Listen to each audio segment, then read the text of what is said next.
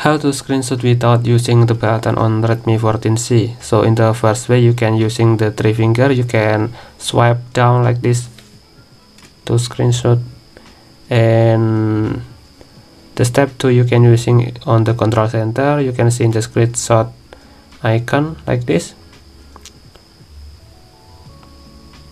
Maybe you want to screenshot in this area, you can tap on the screenshot button. And the step 3 you can using the accessibility button, you can enable on this setting, you can go to the additional setting and you can tap on the accessibility. You can enable this option on the accessibility menu, you can enable on this option, tap allow.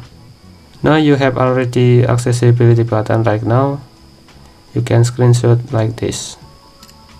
Okay, thanks for watching, don't forget to like and subscribe.